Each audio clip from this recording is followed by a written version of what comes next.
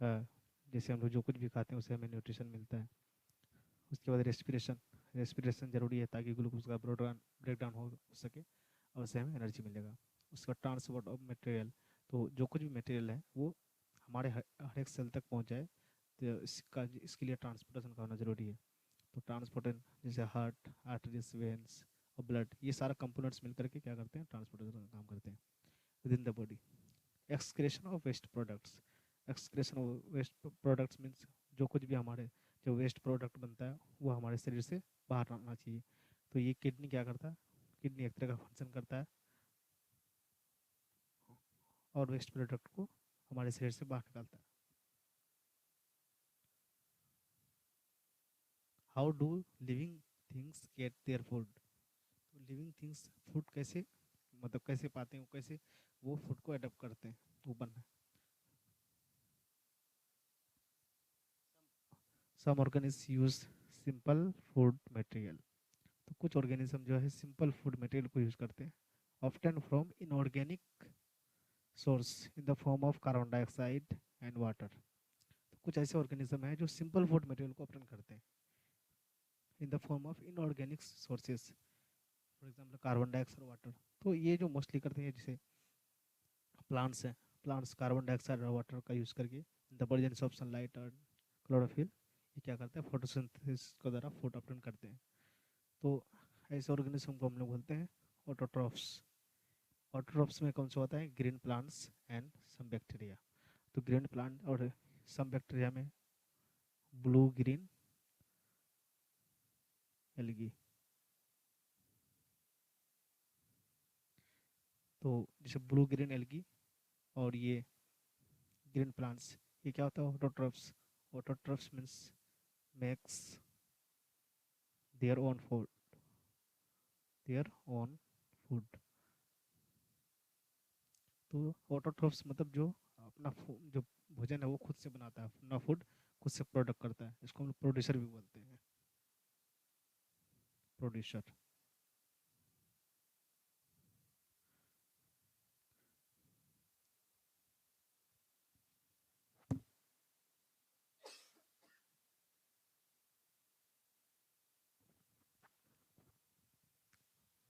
Organism utilise complex substances, तो organism कुछ जो है कॉम्प्लेक्स सब्सटेंस को यूटिलाइज करते हैं। अब ये कॉम्प्लेक्स सब्सटेंस तो डायरेक्ट क्या करेगा, उसको सिंपलर में चेंज करना पड़ेगा। तो this complex substances have to be broken down in simpler ones, simpler में चेंज करना पड़ेगा before they can be use for upkeep and growth of the body. तो क्या होगा, कॉम्प्लेक्स सब्सटेंस को ब्रेक डाउन करना पड़ेगा, ब्रेक डाउन करने के बाद तभी क्या उसका यूज कर सकते हैं। तो उसको करने के लिए हम to achieve this organism use biocatalyst. Biocatalyst जो करके रेट ऑफ रिएक्शन को इंक्रीज कर देता है, कॉल एंजाइम्स। तो एंजाइम्स का ये फंक्शन होता है कि जो कम्प्लेक्स सब्सटेंस को है वो सिंपलर वंस में क्या करता है, कन्वर्ट कर लेता है या चेंज करता है या ब्रेक डाउन करता है। तब जा करके एंजाइम्स उस एंजाइम्स ताकि जो है दूसरे जो जितने हार्मोन्स वगैरह रिलीज होते हैं या एंजाइम्स रिलीज होते हैं वो प्रॉपर काम कर सके। अब लाइफ प्रोसेस में हो गया ट्रांसपोर्टेशन। तो यहाँ से शुरू करते हैं, जैसे न्यूट्रिशन। तो हम लोग सबसे पहले न्यूट्रिशन लेते हैं। न्यूट्रिशन का मतलब समझ लीजिए कि जो कुछ भी हम लोग खाने पीने के लिए यूज़ करते हैं, जैसे खाते हैं, तो हमें न्यूट्रिशन मिलता है। न्यूट्रिशन न्यूट्रिशन हमारे बॉडी के लिए जो ज़रूरी है ताकि हमारा बॉडी रिपेयर हो सके, और बहुत सारे जो फंक्शन है वो हमारा फूड पर डिपेंडेंट करता है। तो न्यूट्रिशन में जैसे कार्बोहाइड्रेट की ज़रूरत पड़ती है, प्रोटीन्स को, फैट्स का ज़रूरत पड़ता है, और बहुत सारे एंजाइम्स का भी हमें ज़रूरत पड़ती है। तो न्यूट्रिशन हो गया, न्यूट्रिशन के बाद ये ट्रांसपोर्टेशन का ट्रांसपोर्टेशन होगा। तो लाइफ प्रोसेस में ये जो कंपोनेंट्स है ये ज़रूरी है। न्यूट्रिशन हो गया, ट्रांसपोर्टेशन हो गया, रेस्पिरेशन जरूरी है। तो रेस्पिरेशन का फंक्शन सिर्फ ब्रीथिंग और इनहेलेशन, तो वो अलग प्रोसेस है, लेकिन रेस्पिरेशन क्या करता है, ग्लूकोज का ब्रेकडाउन करता है, और वो ग्लूकोज ब्रेकडाउन होकर के हमें एनर्जी प्रोवाइड करता है। उसके बाद एक्सक्रेशन जरूरी है, जो वेस्ट प्रोडक्ट बनता है वो हमारे शरीर से बाहर आना चाहिए, तो उसको एक्सक्रेशन बोलते हैं। फिर रिप्रोडक्शन भी ज़रूरी है, क्योंकि जनरेशन जो ह्यूमन का जो पॉपुलेशन जो बढ़ रही है, पॉपुलेशन को मेंटेन करने के लिए रिप्रोडक्शन ज़रूरी है, ताकि वो अपने जो परिवार को आगे बढ़ा सके, जनरेशन को आगे बढ़ा सके। उसके लिए रिप्रोडक्शन है। रिप्रोडक्शन के थ्रू ही एक ऑर्गेनिज्म का जो है लाइफ स्टेबिलिटी हो पाता है, चाहे वो किसी भी तरह का ऑर्गेनिज्म हो। मेटाबॉलिज्म, मेटाबॉलिज्म में वो सारे आ जाते हैं कंपोनेंट्स कि फूड का डाइजेशन किस तरह से हो पाए। तो फूड, जैसे हम लोग फूड लेते हैं तो वो डाइजेशन किस किस प्रोसेस से गुजरता है, तो उसको हम लोग बोलते हैं मेटाबॉलिज्म। तो चलिए सबसे पहले हम लोग पढ़ते हैं न्यूट्रिशन के बारे में। The process by which an organism takes food and utilise it. तो न्यूट्रिशन एक तरह का प्रोसेस है, न्यूट्रिशन एक तरह का प्रोसेस है बाय विच एन ऑर्गेनिज्म, एक ऑर्गेनिज्म टेक्स फूड, फूड को लेता है एंड यूटिलाइज, और उसको यूटिलाइज करता है, इट इज कॉल्ड न्यूट्रिशन। तो सिंपल सा न्यूट्रिशन एक तरह का प्रोसेस है जिसमें ऑर्गेनिज्म फूड लेता है और उसको यूटिलाइज करता है, उसको यूज करता है। सेकंड है न्यूट्रिएंट्स। तो न्यूट्रिशन और न्यूट्रिएंट्स में थोड़ा डिफरेंस है। न्यूट्रिएंट्स क्या होता है? Material which provide nutrition. तो ऐसा मटेरियल या ऐसा जो सब्सटेंस जो हमें न्यूट्रिशन प्रोवाइड करता है उसको हम लोग बोलते हैं nutrition. Organism are called nutrients. For example carbohydrates, proteins, fats are the main, ये तीनों मेन है। कार्बोहाइड्रेट, प्रोटीन और fats are the main nutrients are called macronutrients, जो ज़्यादा क्वांटिटी में चाहिए, लार्ज क्वांटिटी।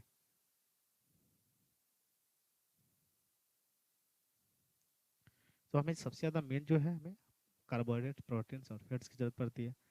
सेकंड है मिनरल्स एंड विटामिन्स। तो मिनरल्स एंड विटामिन्स भी हमें ज़रूरी है ताकि हमारा बहुत सारा फंक्शन जो है ये मिनरल्स और विटामिन सी कंट्रोल करता है। इसकी कमी से क्या होगा, वो हमारा ऑर्गन ठीक तरीके से काम नहीं कर पाएगा। लेकिन ये स्मॉल अमाउंट में चाहिए, बहुत स्मॉल अमाउंट में, इसलिए इसका नाम रखते हैं micro nutrients. So mineral and vitamins are required in small amount, hence are called micro nutrients. तो आई होप हम लोग मैक्रो न्यूट्रिएंट्स और माइक्रो न्यूट्रिएंट्स के बारे में लोग समझ चुके हैं। Mode of nutrition. तो ये न्यूट्रिशन किस तरीके से हो पाता है? तो पहला है ऑटोट्रोफिक न्यूट्रिशन और हेटरोट्रोफिक न्यूट्रिशन। ऑटोट्रोफिक नाम से पता चलता है कि ये ऐसा न्यूट्रिशन जिसमें जो है, ऐसा टाइप्स ऑफ न्यूट्रिशन जिसमें ऑर्गेनिज्म अपना फूड खुद बनाता है, उसको हम लोग बोलते हैं ऑटोट्रोफिक न्यूट्रिशन। और ऐसा सिर्फ green plant and blue green algae में ही पॉसिबल हो पाता है। उसके अलावा जो हेटरोट्रोफिक न्यूट्रिशन, तो ऐसा the pros types of nutrition in which organism depends on other organism, तो दूसरे ऑर्गेनिज्म पे डिपेंडेंट रहता है या फिर दूसरे सब्सटेंस पर डिपेंडेंट रहता है, उसको हम लोग बोलते हैं हेटरोट्रोफिक न्यूट्रिशन। तो हम लोग एक एक करके चलो एक्सप्लेन करते हैं उसको। Autotrophic nutrition, kinds of nutrition in which in organism, kinds of nutrition in which in organic materials like, हाँ, kinds of nutrition in which in organic materials, okay ये साथ में आएगा,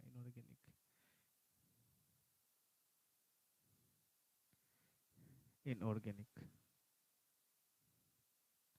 inorganic materials like CO2, water, etc. are utilized to prepare organic food by the process of photosynthesis. तो ऐसा nutrition जिसमें inorganic सब materials का यूज किया था, इनऑर्गेनिक मटेरियल को यूज किया था, जैसे कार्बन डाइऑक्साइड, वाटर, और उससे ऑर्गेनिक प्रिपेयर ऑर्गेनिक फूड, तो इसको हम लोग बोलते हैं फोटोसिंथेसिस। इसमें एग्जांपल ग्रीन प्लांट आ जाते हैं इसमें। तो ऑटोट्रोफ्स, ऑटोट्रोफ्स क्या होते हैं? ये ऑटोट्रॉफ्स होते हैं क्योंकि ये अपना जो फूड है वो खुद से बनाता है। ऑटोट्रॉफ यूज कुछ करता है simple inorganic material, simple inorganic material का यूज करते हैं, कन्वर्ट, इसको कन्वर्ट कर देता है complex high energy molecules carbohydrates. तो इसको कम्प्लेक्स फूड में जो है क्या करता है, ये कन्वर्ट कर लेता है। Next is the carbohydrates which are not used immediately. तो जो फोटोसिंथेसिस के बाद जो कार्बोहाइड्रेट्स मिलता है which are not used immediately, जो इमीडिएटली यूज नहीं किया था, are stored in the form of starch. तो स्टार्च के फॉर्म में क्या होता है, स्टोर होता है। The energy drive from the food we eat is store in our body in the form of glycogen.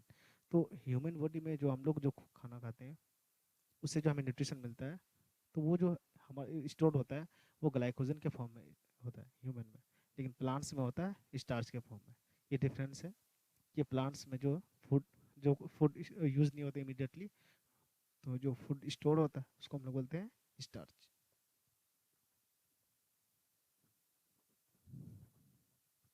और ह्यूमन में जो होगा वो ग्लाइकोजन के फॉर्म में क्या होगा, स्टोर होगा। Autotrophic nutrition is fulfilled by the process by which autotrophs intakes CO2 and H2O। तो ऑटोट्रॉफिक न्यूट्रिशन में क्या होता है, ये किस तरह फुलफिल हो पाता है, जब ऑटोट्रॉफ्स इंटेक मतलब लेता है CO2। CO2, ये CO2 एटमॉस्फेयर से, वाटर ये सॉइल से, मिट्टी से मिलेगा, and convert this into carbohydrates, इसको कार्बोहाइड्रेट्स में चेंज किया जाता है in the presence of chlorophyll sunlight is called photosynthesis. तो फोटोसिंथेसिस हम लोग बचपन से पढ़ के आ रहे हैं कि एटमॉस्फेयर से CO2 लेता है और मिट्टी से जो है H2O लिया, in the presence of chlorophyll due to sunlight is called photosynthesis.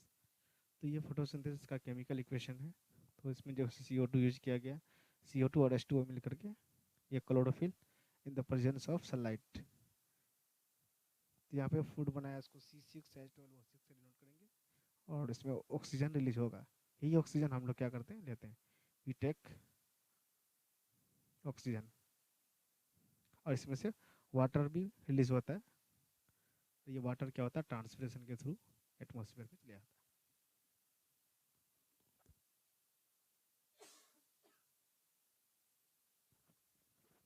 तो ये फोटोसिंथेसिस के प्रोसेस में जो है क्या क्या चेंजेस होता है, इसके बारे में पढ़ें। During this process the solar energy is converted into chemical energy. तो सोलर एनर्जी, हम लोग जानते हैं कि energy neither be created nor be destroyed, only it can change from one form to another। तो सोलर एनर्जी किस में convert हो गया, केमिकल एनर्जी में, एंड कार्बोहाइड्रेट्स आर फॉर्म, और कार्बोहाइड्रेट्स बन जाता है। कार्बोहाइड्रेट्स का मतलब ये जो हमें मिला सब्सटेंस C6H12O6 वो हमें फॉर्म होता है। तो ये बात याद रखें, green leaves are the main site of photosynthesis. तो फोटोसिंथेसिस का जो मेन साइट है वो क्या है, ग्रीन लीव्स। जो लीव्स हैं, जैसे प्लांट्स के जो लीव्स होते हैं, तो ये लीव्स में क्या होता है, क्लोरोफिल होता है, बहुत सारे क्लोरोफिल होता है। क्लोरोफिल क्या करता है, क्लोरोफिल का जो मेन काम होता है, कैप्चर सनलाइट।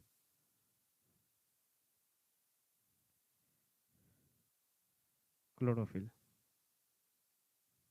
क्लोरोफिल सनलाइट को कैप्चर करता है, और वो जो फोटोसिंथेसिस में light energy, solar energy convert हो जाता है केमिकल एनर्जी में। The green portion of the plant, जो ग्रीन पोर्शन होता है प्लांट का, कंटेंट्स ए पिगमेंट, एक पिगमेंट होता है जिसको हम लोग बोलते हैं क्लोरोप्लास्ट। तो क्लोरोप्लास्ट के बारे में हम लोग पहले पढ़ चुके हैं 9th क्लास में, सेल्स में। उस क्लोरोप्लास्ट में क्या होता है, क्लोरोफिल होता है। ये एक तरह का ग्रीन पिगमेंट है, जिसकी वजह से क्या लीव्स क्या होता है, वो ग्रीन अपीयर्स होते, दिखने लगते हैं। Absorption of light energy by chlorophyll. तो लाइट एनर्जी को जो ऑब्जर्व किया था या फिर कैप्चर किया था, ये क्लोरोफिल के द्वारा पॉसिबल हो पाता है। Reduction of carbon dioxide to carbohydrates. तो यहाँ पे हम लोग जैसे देख सकते हैं कि कार्बोहाइड्रेट का जो रिडक्शन हुआ, ये कार्बन डाइऑक्साइड का जो रिडक्शन हो गया वो कार्बोहाइड्रेट्स में हो गया। तो ये 5 पॉइंट है, जैसे ड्यूरिंग द प्रोसेस ये पांचों पॉइंट को याद रखना है कि ये 5 चेंजेस होते हैं जब फोटोसिंथेसिस होता है। Reduction of carbon dioxide to carbohydrate, तो CO2 जो है वो कन्वर्ट हो जाता है इसमें C6H12O6 में। अब रॉ मटेरियल्स फॉर फोटोसिंथेसिस। तो रॉ मटेरियल्स, तो कौन कौन सा मटेरियल जो यूज होता है फोटोसिंथेसिस में, तो बहुत इंपॉर्टेंट है, ये याद रखना। सनलाइट, रॉ मटेरियल्स जिसके थ्रू क्या होता है फोटोसिंथेसिस पॉसिबल हो पाता है। कौन कौन सा material take part in photosynthesis, sunlight, सबसे ज़्यादा सनलाइट हो गया सबसे पहले। उसके बाद क्लोरोफिल, क्लोरोफिल का फंक्शन ये होता है sunlight observe by chloroplast. CO2, CO2 ये हमें एटमॉस्फेयर में जो मौजूद है, इंटर्स थ्रू स्टोमेटा, स्टोमेटा से क्या होता है, इंटर होता है, and oxygen is release as a by product through the stomata on the leaf. तो स्टोमेटा तो होता है the tiny pores of the leaves which exchange the gases is called stomata. तो स्टोमेटा क्या करता है, एक्सचेंज ऑफ गैसेस करता है, इसके थ्रू, स्टोमेटा के थ्रू CO2 इन हो पाता है, और उसके बाद जो after the photosynthesis O2 release होता है, तो O2 भी वो स्टोमेटा के थ्रू ये कम्स आउट, मतलब वो बाहर आ जाता है। वाटर, वाटर वाटर भी ज़रूरी है। क्योंकि वहाँ पे इक्वेशन में था CO2 plus H2O। Water dissolve minerals like, तो वाटर प्लस उसके साथ कुछ मिनरल्स भी होते हैं जैसे नाइट्रोजन हो गया, फॉस्फोरस होगा, etcetera are taken by the roots, roots के थोड़ा जो है टेकअप लिया जाता है फ्रॉम द सॉइल। तो हम लोग जानते हैं मिट्टी में भी क्या होता है, वाटर मौजूद होते हैं। तो वाट रूट्स क्या करता है, उसको ऑब्जर्व करता है, ऑब्जर्व कर करके ये प्लांट्स के लिप्स तक पहुंचा देता है। अब यहाँ पे देख सकते हैं हम लोग, सबसे पहले पढ़ेंगे स्टोमेटा के बारे में। Tiny pores present on the surface of the leaves is called stomata। इसका फंक्शन बहुत इंपॉर्टेंट है, इसका दो फंक्शन होता है, two function. Exchange of gases O2 और CO2। एक्सचेंज ऑफ गैसेस में O2 होगा और CO2 होगा। इसका मतलब जैसे हम लोग देखें CO, जब फोटोसिंथेसिस होगा तो CO2 इन होगा, आफ्टर द प्रोडक्ट, जब प्रोडक्ट बन जाएगा उसके बाद O2 रिलीज होगा, तो O2 कम्स आउट होगा। सेकेंड ऑप्शन है loses large amount of water. तो large amount of water release करता है in the form of water vapour during transpiration. तो ट्रांसपिरेशन में क्या होता है, जो aerial parts of the leaves होते हैं या aerial parts of the plants, उस वाटर वेपर के फॉर्म में क्या होता है, वाटर चेंज होता है, एटमॉस्फेयर में जाकर के मिल जाता है। तो उससे क्या होगा, वाटर का लॉस होता है। तो ये जो वाटर का लॉस होता है, ये जो लिप्स से कैसे निकल पाता है, ये स्टोमेटा के थ्रू बाहर आता है in the form of water vapour.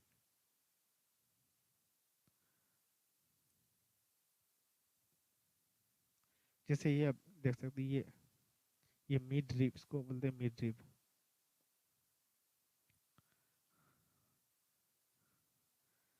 अगर मान लो कि ये इस तरह का लीव्स है, तो ये हो जाएगा मिड ड्रिप। इससे जो ब्रांचेस निकलेंगे इसको हम लोग बोलेंगे वेन्स। तो ये हो जाएगा मिड ड्रिप, और ये जो हो जाएगी उसका वेन।